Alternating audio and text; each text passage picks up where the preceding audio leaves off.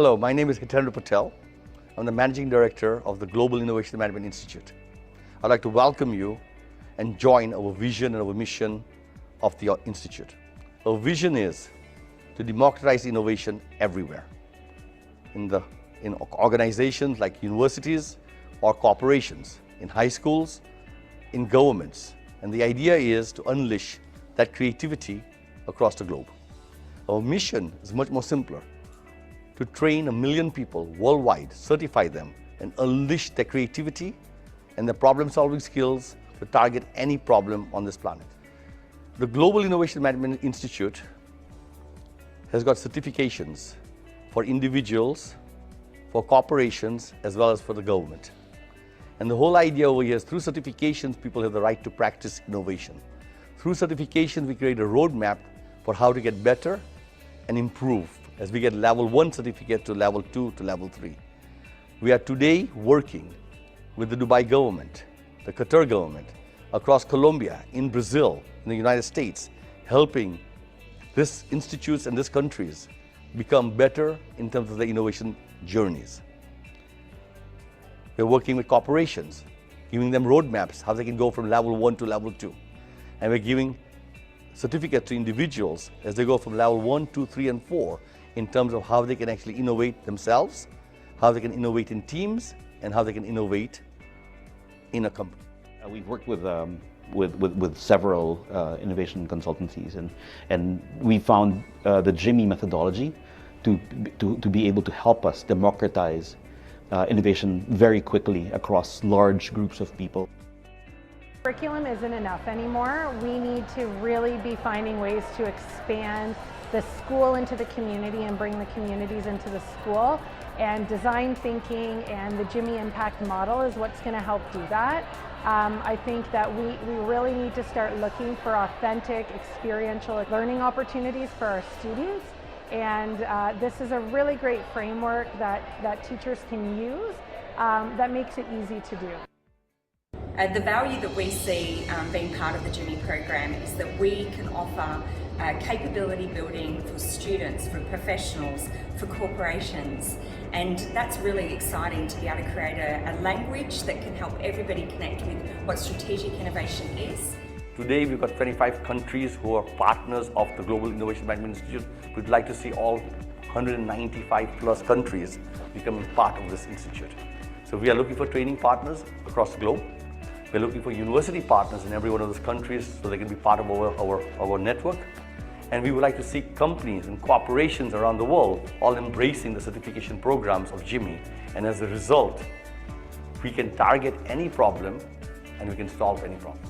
Join us on our mission through certificates to give people the right to practice and a roadmap of how to improve. Okay, thank you very much, all of you, for joining today. Basically, as you know, this is the weekly exploration of innovation. I'm Arila, your host, and I'm thrilled to have you join us as we continue the journey into emerging trends, best practices, and global innovation activities. Today, we have the privilege of hearing from Carrie Freeman, who is the chair of SecondMuse Group, talking about innovation as a catalyst for collaboration. I'll present Carrie in a bit. Let me put here the bio. But Carrie, is a great pleasure having you today. And Carrie, as I mentioned, is the chair of SecondMuse Group, the umbrella organization for the SecondMuse family of organizations. She is also the interim executive director for the foundation non-for-profit, which advocates for building relational wealth as an approach to build inclusive and resilient economies. Carrie joined SecondMuse in 2012 as a managing partner, then became a CEO, and under her leadership, this basically organization has seen many successes. She has run innovation programs, building lasting businesses, unite people across the globe. She, over the last decade, has designed and implemented programs on 7 continents with some impressive organizations like NASA, like the World Bank, Goldman Sachs, Intel, IKEA, and Carrie as well has been part of Intel as well in several roles.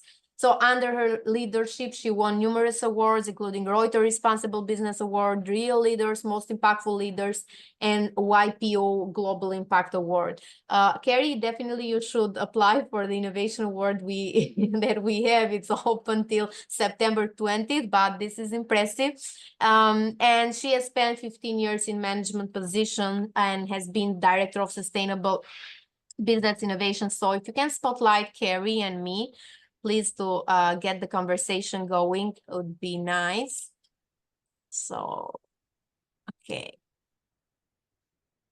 So Carrie, thank you very much for joining us. And before we give the floor to you and we dive into your presentation, I'd like to kick off basically with a quick icebreaker. So your work, from what I've seen, your as well background touches on, I would say 3, and for sure there are more there, most pressing topics of our time: innovation, sustainability, social impact. So can you share a moment when you saw these 3 elements come together in a way that truly inspired you and reminded you why you do what you do, basically? Hi, and hello, everyone. I was going to say good morning. It's morning for me, and I'm still drinking coffee. So it's great to be here. I know that there's people all around the globe. So it is afternoon, probably an evening for some. I started doing this when I was at Intel. I started seeing early on, probably 18 years ago, the intersection of technologies and innovations. And a lot of this was in the environmental space. And then it was, I guess, serendipity that I reconnected with one of my childhood friends who'd founded SecondMuse. And we did so through NASA. And it was a program called Launch, and it was bringing together global thought leaders on water innovation. And so for me, it was like this amazing collaboration of people from all over the world that were doing interesting things to address the water challenges. And at the time, I was leading a lot of water initiatives for Intel, both on the how to reduce water usage within the factory operations, as well as in how technology could be used to better manage water. So anyway, it was kind of a big light bulb there that there's more and more opportunities to collaborate in this space. And it's something that I see across the board. And I'll talk about these things. Obviously, sustainability is one of them, but I think on so many areas, there's a lot of opportunity to bring people together around the global challenges that we have. Thank you, Carrie, for sharing that. Okay, without further ado, I would like to give the floor to Carrie to start diving into the topic that we have today. Carrie. Excellent. Excellent. So I'm so happy to hear that. That video was perfect. And I wanted to just share, oh, you probably can't see my screen. We just went through this. I will get there, friends. Okay. Are you seeing the screen now? Yep, we do. Maybe just put it full screen.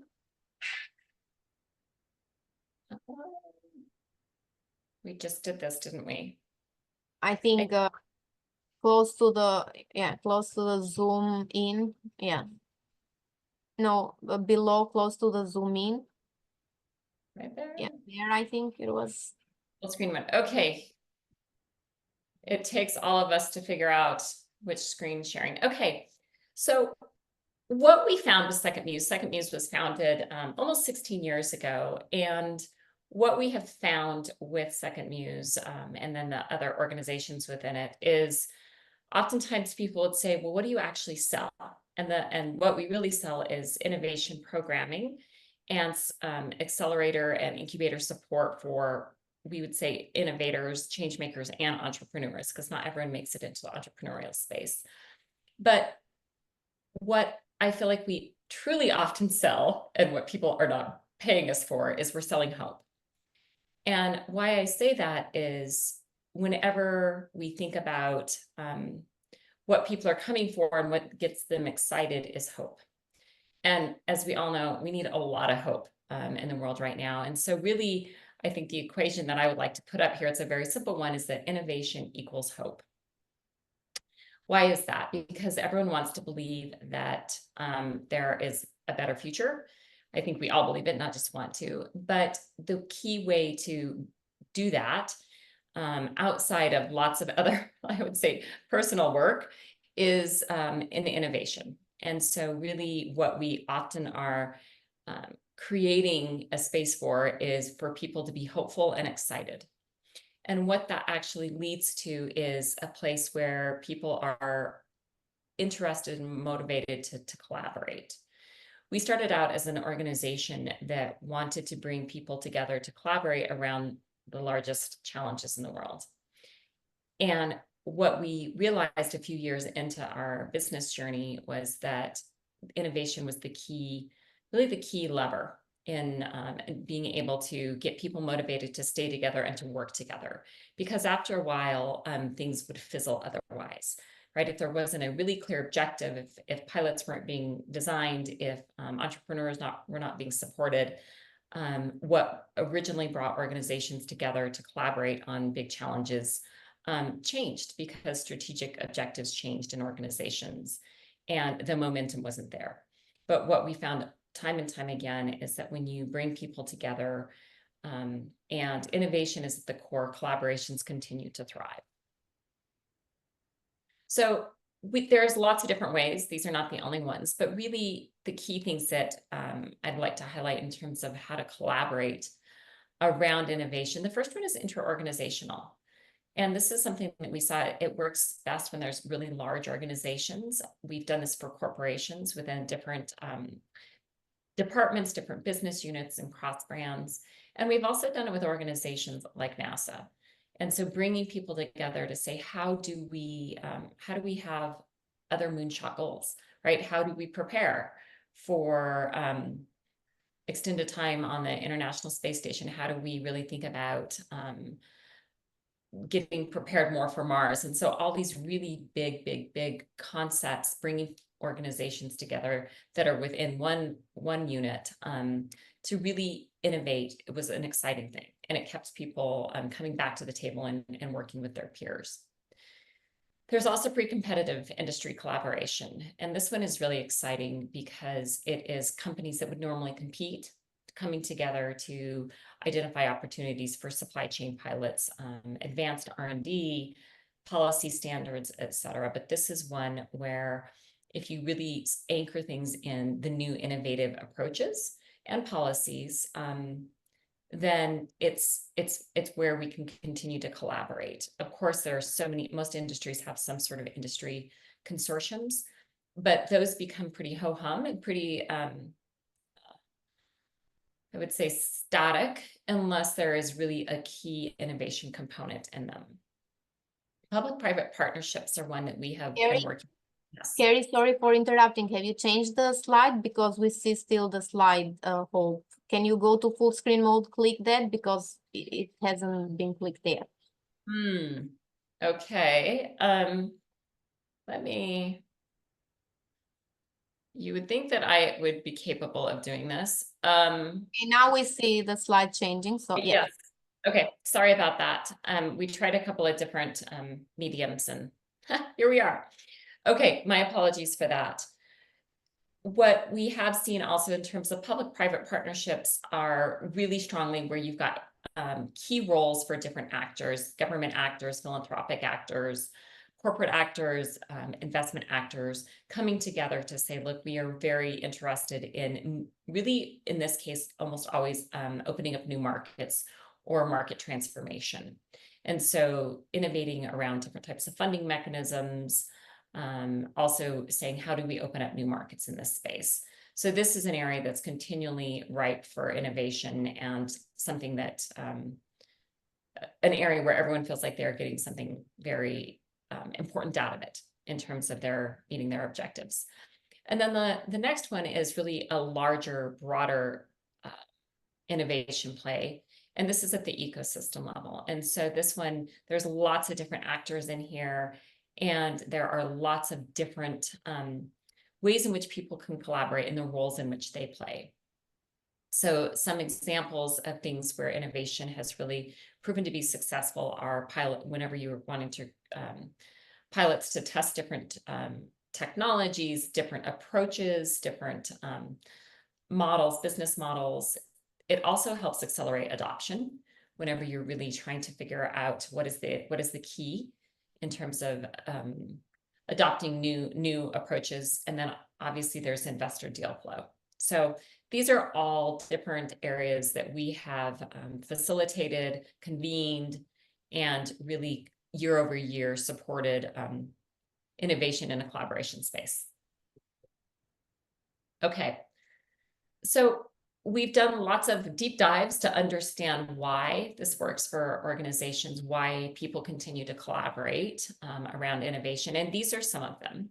There's more, I'm sure, and this is a broad perspective, but there's really 4 different buckets in which organizations are benefiting from this type of collaboration.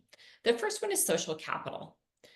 It's a relationship strengthener. So when people come together and they are really supporting some sort of innovation process, it's networking, it's expert access, even for experts, it's continued access. In our case, because we are a mission-driven organization, they're contributing to the greater good.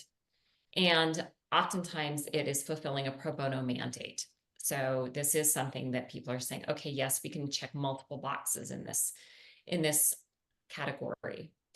The other one, which is probably most often considered kind of relevant, is the intellectual capital, right? Whenever you're coming together around innovation, you are understanding industry trends, you're enhancing your own point of view, so market intelligence. You're able to have an informed R&D roadmap from this. You're generating revenues, and you're acquiring technology. So I would say this is oftentimes where we see a strong emphasis in terms of what is the value of collaborative innovation. It's truly in the intellectual capital, which is obviously something incredibly important. But it's not the only one, but I think that's the key thing to emphasize here. The social and environmental impact, this is one, and it doesn't have to just be social and environmental impact. It could be something, another type of impact. But this is one where we know that the global challenges that face us are really impossible for one organization, one entity to solve themselves. And so by very nature, collaborating in this area really supports organizational missions. And then the last one is really just the straight up collaboration value. We've been doing research on what is the value of collaboration for 15 years. Interestingly, it was NASA that first funded this because they were seeing that there's a real need to be able to understand and quantify what is the value of collaborating. And some of these are overlaps almost with the other areas, but truly it is a way to accelerate innovation, increase brand visibility, enhance brand reputation. There is a strong partner association depending on the different brands in which you're collaborating with. And it's also an employee motivator or retention. So not only the act that it was doing it, but oftentimes experts get involved in mentoring entrepreneurs, and they get to be involved in the innovation process. And that is a real incentive for employees to be more engaged. So these are just some of the areas, but this is all backed up by over a decade of research on our part in terms of what is driving the value of collaboration around innovation. Oops. So what I want to do now is just walk you through some of the examples in which we have applied this different methodology around collaboration. And so I'll go through these and then we'll open it up. We have run on any given year, we run, I don't know, probably 10 different types of innovation programs. The largest, someone I saw is present here, the largest that we run is not this one. So bear with me here while I talk about it for a minute. It is the world's largest hackathon, which is NASA's International Space Apps Challenge. We designed that with NASA after we had really helped design and their open innovation program. And it is in over 450 cities each year, 160 countries, 12 of the different space agencies, global space agencies. And so it is a huge undertaking in terms of engaging people in the innovation process around data. geospatial data. So anyway, that's a very large one that we've done, but we also do other ones around the globe and targeted ones. So this one is an interesting one. We have been partnering with different organizations, industry consortiums, venture capital groups, as well as governments around eliminating plastics in the environment. And so we did what was called the Single-Use Plastic Challenge. And this was focused in Southeast Asia, but the intent was to run a cohort-based program that was going to support the market entry, acceleration, and adoption of upstream alternatives to single-use plastic. We targeted 5 different countries, which you can see here. And this is one where we brought together 60 different food service partners that said, yes, we will pilot, and then we will actually pay to bring on and integrate these new products and services. We ended up having 16 SMEs partnering, 57 ventures, and then 3 other types of organizations. And this is an example of when you bring organizations together to solve an issue, in this case, the issue of single-use plastics, you can have some pretty massive results right out of the gate. And these were things that otherwise would be incredibly difficult for food service partners to actually be able to really go through and narrow down the different types of innovative new products that they could integrate, as well as it would be very difficult for these startup companies to actually go in and get their products piloted at scale and really scaled. So this is just an example that's really more of an ecosystem play. I think all the ones I'm sharing are really at the ecosystem level. But it's one where when there's a very targeted focus and you have lots of different people participating, things can move so much faster than they would any other way. I've got one of my colleagues and dear friends, Toya, on the line. Get Cities. And so this is a program that she has helped launch out of Miami and continues to run. But Get Cities is a program called Gender Equity in Tech. It is a program of our foundation. And the intent here is to increase representation and leadership of women, transgender, and non-binary people in tech. And one specific program that was initiated was the Tech Equity Working Group. And this came out of the notion. So what I would say is we've done pilots out of pilots after programs. We innovate, we design, we iterate, and we keep coming back.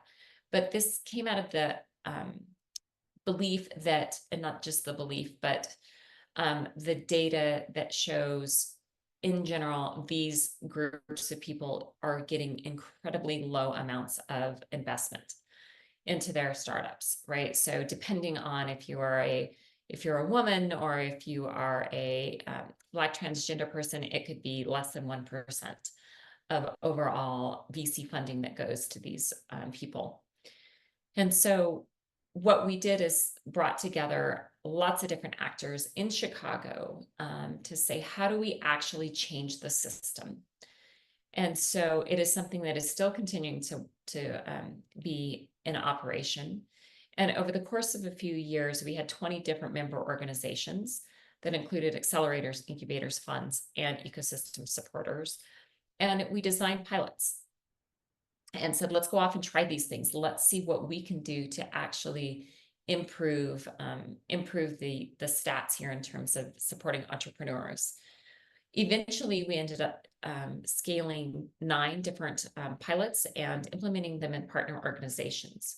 So success to us looks like a lot of different things. It can look like funding raised. It can look like new partners all around the world. It can also look like pilots turning into programs that are continuing to support entrepreneurs. Out of this Tech Equity Working Group, there was $22.6 million raised. And so we always like to say, how is this also happening or helping out the financial perspective? So I've included in here, we can send this out. I've included in here lots of different links for people to go in and look at this because we don't have a ton of time to go through all these details. Another program that we have run, and this one is in New York specifically, it's with NYSERDA, is the Scale for Climate Tech. So this is yet another primarily cohort-based, but a large ecosystem play that is focusing on increasing the support for climate tech innovators, as well as the manufacturers in New York. And what we have come up with, so this was an example where we've been working this year over year. So most of our programs run year over year over year. And over the course of a few years, these entrepreneurs were able to, and manufacturers were able to raise an additional $431 million. And they would have probably done some of that on their own, but it significantly increased their opportunities to raise capital because of the strong collaboration that occurred. So you can see over 6,000 participants engaged. So we had all sorts of different people. And so when you go back and say, okay, so why are organizations participating in this collaboration or in this ecosystem effort, back to the kind of the four buckets there, you can see that it's a whole group of different actors that are coming to the table. We had 268 manufacturing agreements signed, which is pretty significant in the state. So this isn't just about supporting entrepreneurs. We're saying, how do we also support local SMEs that have had, machine shops for a long time, or doing cutting edge, 3D printing, all different types of manufacturing. And out of this, there was 166 product models. And so this is one that I would also say is very much a ecosystem collaboration effort at scale.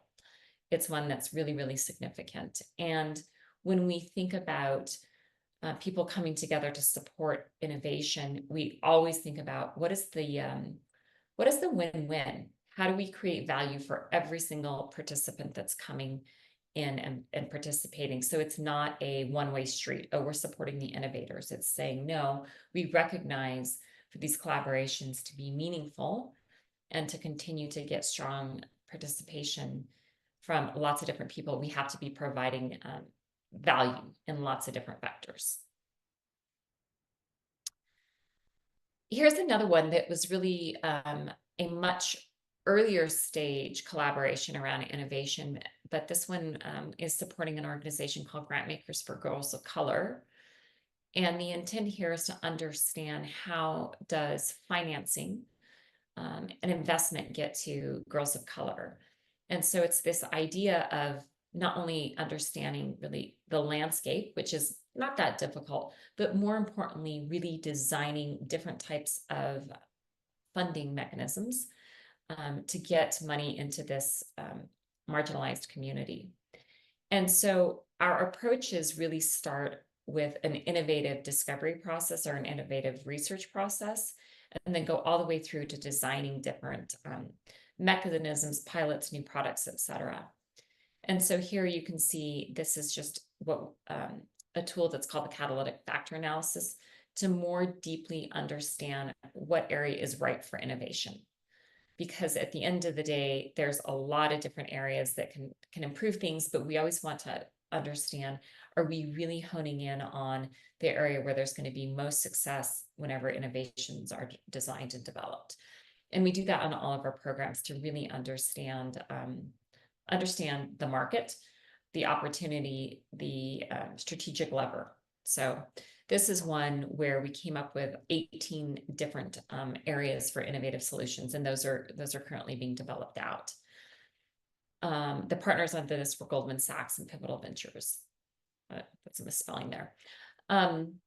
But this is yet another example where people get really motivated and excited about not only the issue at hand, but the innovation process that we guide people to, and thinking about how can we design things differently. This is the last one. So here's another one that's a broader community-based, I would say, collaboration. And this is one very similar type of model in terms of bringing together lots of different ecosystem partners to say, how do we envision a regenerative Monterey County?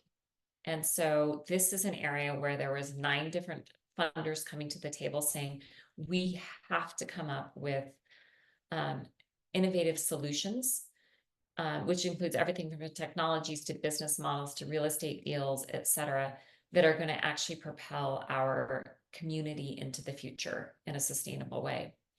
And so all the different processes that we went through to design different initiatives landed in 3 different areas, which are ongoing right now. The 3 areas are understanding and applying innovative opportunities in regenerative agriculture, affordable housing, and then regenerative tourism. And so it's really this idea of people coming together. And it's not, I think one of the interesting things, especially in something like this, there's not always a strong sense of agreement on what needs to happen. And I think that's the beautiful thing as well. But it's saying we still have to come up with, even if we have different views on different technologies and approaches, we still need to come up with solutions that are going to be able to be implemented at scale. And then lastly, and I'll open it up for questions here, but when collaborating around innovation, expect more innovation and then more collaboration. One of the really valuable things that we've seen that comes out of this, and we haven't been able to track it as well just because of the challenges of longitudinal tracking of this information, is whenever we bring people together around to support other innovations, they in themselves oftentimes come up with really interesting solutions. We see this over and over again, that new businesses are actually spawned from this opportunity of people coming together. So it's kind of the collision of the collective genius that actually not only supports the reason that they're there in participation, but it also creates new innovations and new business ventures. And so literally, year over year, we have people coming together and saying, hey, I had this conversation with so-and-so, and this is what came of it. I have this entirely new business line, and we've been working together for the last, 5, 6, 7 years. And so I think it's something, we all know this because we're on the phone, but just continue to expect more innovation whenever you're bringing people together to collaborate. And that is it, but I will open it up to questions. And I'm going to stop share if that's okay. Thank you, Carrie. Before we move to the Q&A, and I'll leave the floor to Hitendra to moderate it, we'll listen to a video right now about Innovation Awards. Innovation Awards is our last late initiative, basically, and we have a deadline on September 20th for everyone interested to apply as an organization or as an individual. So, Elena, are you ready? The Global Innovation Management Institute, the world's largest certifying body, is thrilled to announce the GIMI Innovation Awards. With a rich history in innovation training and certification, we're here to recognize the best of the best in the innovation world. The GIMI Innovation Awards celebrate outstanding innovation initiatives from organizations and individuals across the public, private, and social sectors.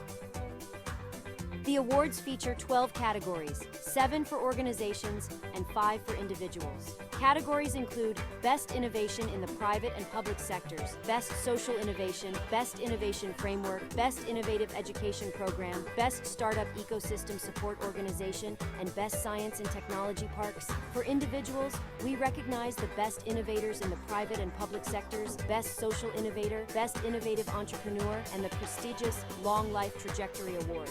Winning a GIMI Innovation Award brings recognition, prestige, and credibility. It sets you apart in your industry, offers global media exposure, and serves as a benchmark of success. Submit your entries by September 20th. Finalists will be notified by September 30th and invited to pitch their innovations online. Join us in Barcelona for the award ceremony on November 6th and 7th. held alongside the Smart Cities Expo World Congress. We have a jury of distinguished experts including the chairman of GIMI, Ronald Jonish, founder of IAOIP and the International Journal of Innovation Science, Brett Trusco, professor of strategy and leadership at the University of Laverne, Louise Kelly, lead on private sector partnerships at United Nations, Io Kong, ambassador for digital affairs for the Ministry of Foreign Affairs of Estonia, Nella Leosk, innovation expert and partner at Roland Berger, Stefan Gackstatter, professor of innovation at the Booth School of Business, University of Chicago, Robert C. Wolcott, and ISO US Vice Chair and Committee Member Harlan Bennett. Apply now to the GIMI Innovation Awards and showcase your achievements on a global stage. Join us in Barcelona this November to celebrate and recognize innovation. Thank you for watching. Follow us. Thank Good you. morning. Hi, Brett. We would like to leave the floor to Brett as the moderator. Actually, Brett introduced us to Carrie. So, Brett, you can tell us a little bit more while you start. Okay, well, you saw, good morning, Carrie. Well, you saw Carrie's presentation. You know, one of the things that I just love about the work that Carrie's doing is, well, for one thing, she's an hour down the road in Albuquerque, New Mexico, which no one expects to be an innovation hub. But, you know, Microsoft started in Albuquerque. So a lot of people don't know that. But the important thing is, you know, the innovation, we always think of Boston, Silicon Valley and stuff. But you can see the work Carrie's doing is really global, important work, and especially the work around the people that we don't normally expect to be innovation startup people, the underserved communities, minorities, et cetera, et cetera. And one of the things I wanted to ask you, Carrie, while we wait for more questions is, so how did you get attracted to these underserved communities? Well, our focus, we're mission driven. And so our focus has always been on how do you solve these global challenges? And with that, oftentimes the people that are faced with these challenges and are dealing with them are the best people to solve them, right? They may need the tools, they may need support, they may need access, but they understand the problems the best. I think you see that across the board, right? If it's someone that's trying to figure out how to eliminate single-use plastics, for example, in our sachets in India, it's the people that are actually dealing with that versus, you know, us sitting here and in the US saying this is going to be best because it's often product market fit, right? So if you're really thinking about product market fit, oftentimes you really need to get the users involved and the people. So I think it was just a natural occurrence for us. And I think we're seeing that more and more around the globe. You know, I do a lot in gender equality, and we see that more and more, right? Women are coming up with their own products to meet their own needs, which is amazing. Yeah, and it's interesting because when you do talk about, say, the voice of the customer, too often we just kind of forget about the customer, and putting the customer in as the person who starts the business was one of the things that, you know, I like about this approach and the work you guys have been doing. And you know, it's unfortunate that more people don't know about what you've been doing. So, you know, hopefully people will watch this recording and they'll see the important work that you're doing right now. HP, got any questions? Yeah, Carrie, first, wonderful presentation and great work that you're doing and your organization is doing. I've done some work with social impact. I was one of the founders of the Health Prize, where we were working with President Clinton and $1 million prize to address social impact issues of poverty, housing, education, and other things. And in that journey, I learned a few things. One was the $1 million was too small for the impact that you're supposed to try and make, because the problems you're trying to solve are really almost like government policy level issues, where it needs a lot more money and a small startup can't really get there unless it's really well funded. So disruption was the idea, industry disruption with solutions, which were transformative, but we saw it as a challenge with small businesses. So we then deviated and said, maybe we should partner with corporations, which had the ability to be distributing their ideas across the world. They got the marketing, they got the sales channels, they got the R&D, they got everything. And if you can put that in the social consciousness, maybe that will work as a way to do this. But what we found was social impact was one of the hard things to do because the problem was so big. And the people who were trying to solve it usually were kind of fragmented. and we need to somehow concentrate these things. In your effort, as you look at this ecosystem building, the ecosystem certainly is there, but is the ecosystem powerful enough to be able to move the needle, or are they all hoping somebody else will fund it to make it happen and make it move it? So it's a broad question I'm asking, Carrie, but you're taking on a big cookie, and it's taking bites on it doesn't seem to be making a big difference. How are you seeing this ecosystem? You're right. You're completely right. And I think that's, I think there's things that are slow, honestly. You know, we've been at this for 15 years as a company. And I think one of the interesting things is there's more and more actors and players in this space, right? That are supporting this, that are funding it. It's very, very fragmented. And that's why truly the work that we do at the ecosystem level is so incredibly important. But you're right that, you know, people have, people meaning decision makers, powerful decision makers, have different agendas at times. I want to say at times fickle, but we are highly affected by macro trends as well, right? So depending on what's happening, our business, depending on what's happening, who's in office, our business has gone in the tank in certain regions. And by what's happened when the war broke out in Ukraine, we actually got a lot of our funding yanked, even though we have nothing to do in that region. Well, nothing specifically to do in that region and related to war.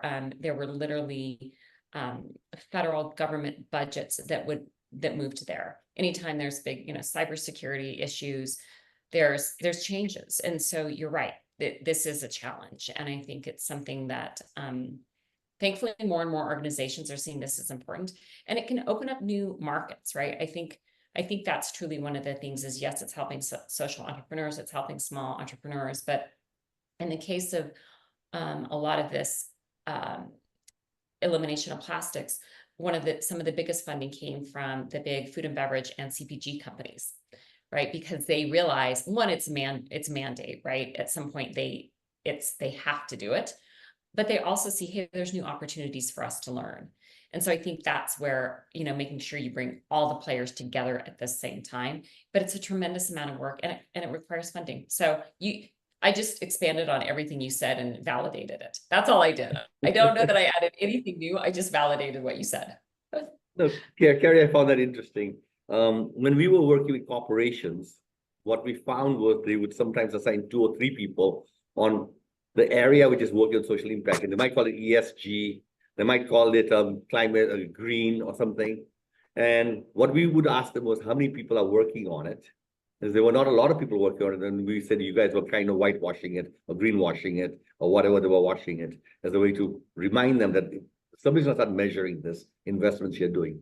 But let me jump back, because I think you made a good point. As the political climates change, also the money is for different social impact increases or decreases.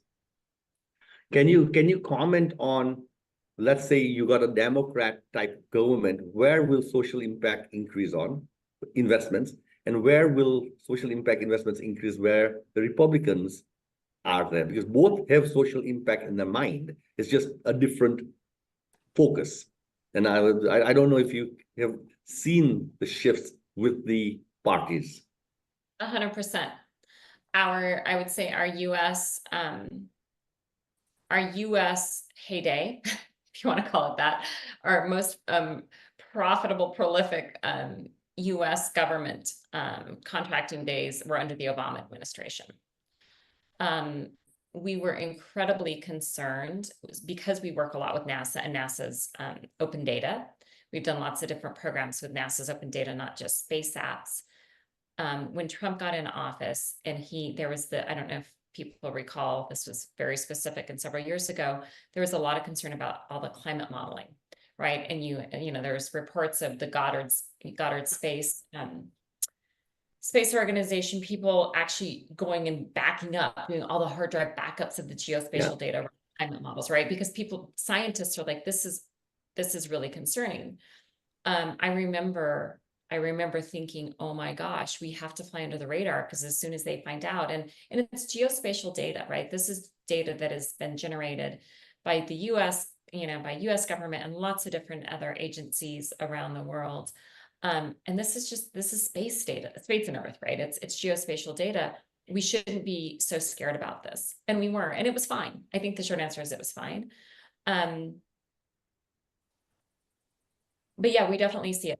We see it tied. I mean, we've done work with the Canadian government, with the German government, with the French government, with the Australian government, definitely with the US government. And every single time it varies. And sometimes it is by party, but oftentimes it is by people's agenda, right?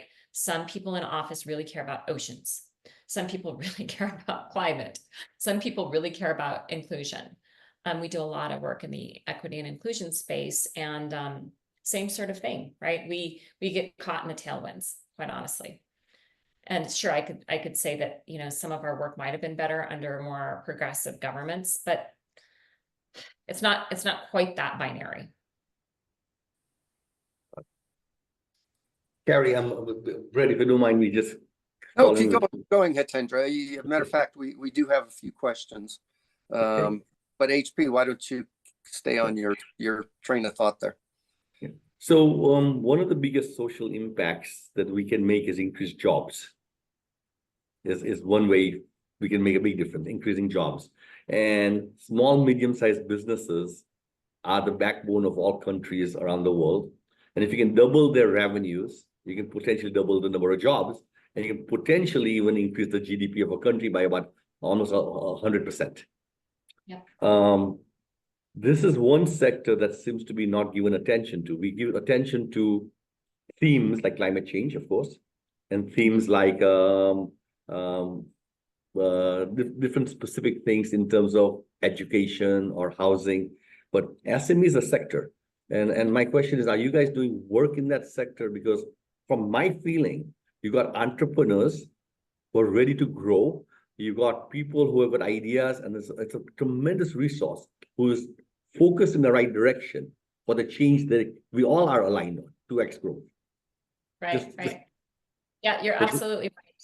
So I think some of the programs that we run target SMEs, quite frankly, because you're right, it is, I mean, SMEs are the backbone of the economy around the globe, right? It's all SMEs. And so some of the programs that we do focus on that, but I think there's other organizations. I will put a shout out for one of my dear friends, Carissa Reiniger, who founded and runs an organization called Silver Lining. And she's got a program that is based on behavioral science and economics that helps SMEs significantly and marginalized, and she really targets marginalized people all around the globe. And it is, I would say, a very innovative approach to supporting SMEs on helping them increase it's using technology, but it's also using mentor networks all over and helping them understand how to run more efficient, more profitable businesses.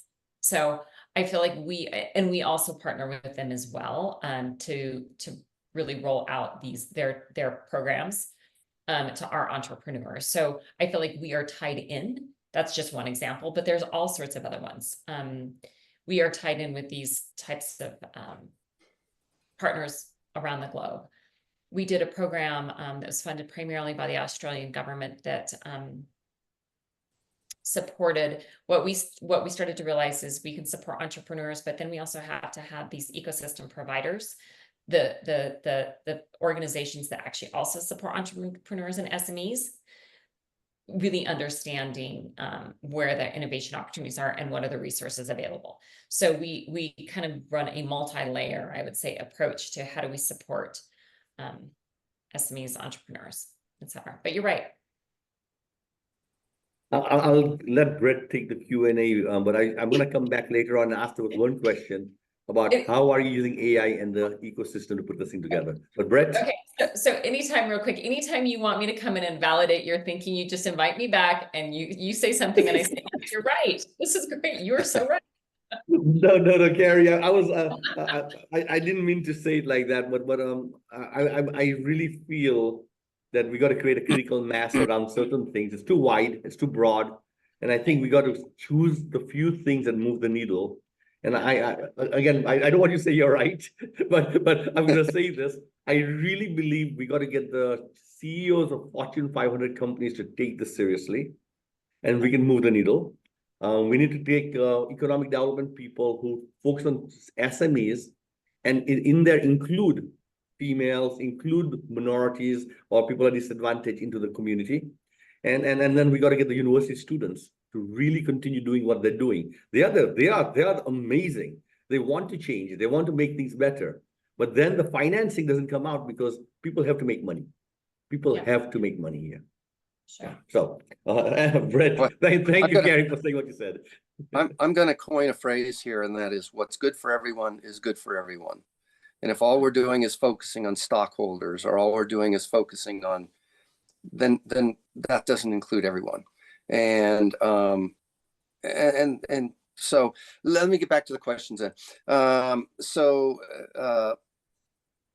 Yusri asks about Africa and South Africa in particular, and says interested in learning more about getting involved close to home in South Africa.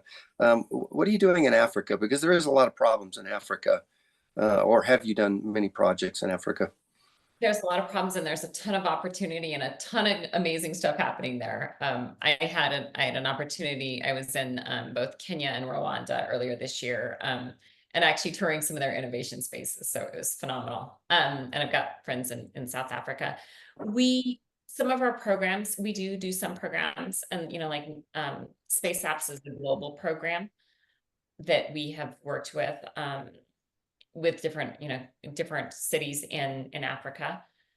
Sounds like I switched to a different language. No, cancel. I don't know what happened there.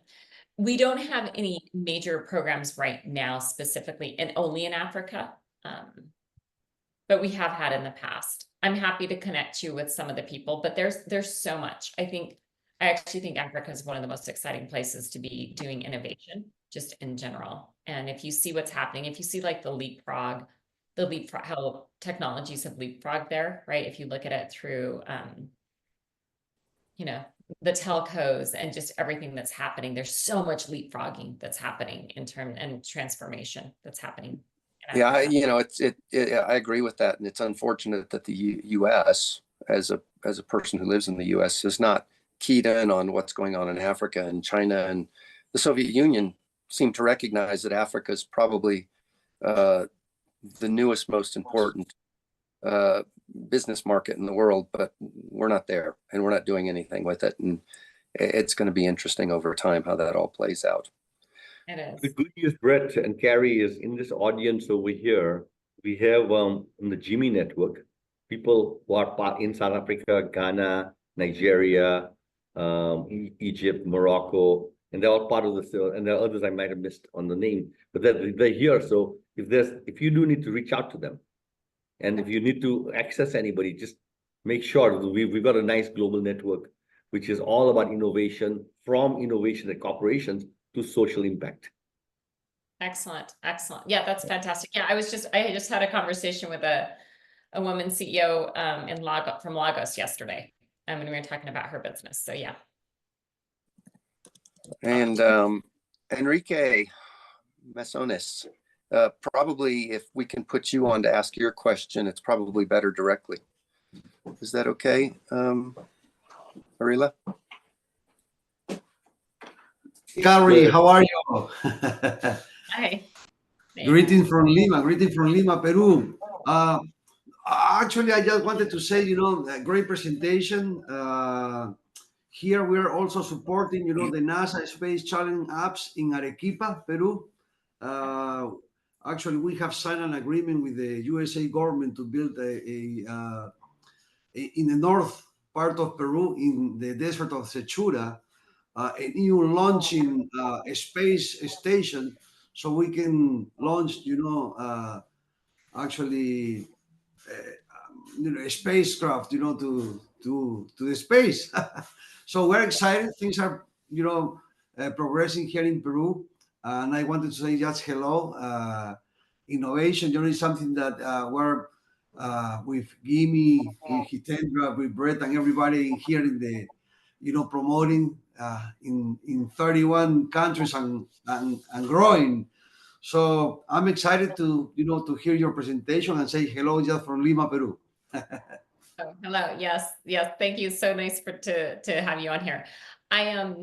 I think one of the things that I always say is it's not just entrepreneurs. Innovation starts, and you all know this, right? This is part of what you do. It starts with our youth and getting them going. But I think it's more of a mindset, not just an outcome to being an entrepreneur, right? Whenever we start being innovative and engaging people in innovative ways, it sparks all sorts of creativity and inertia. And so that's one of the things about Space Apps.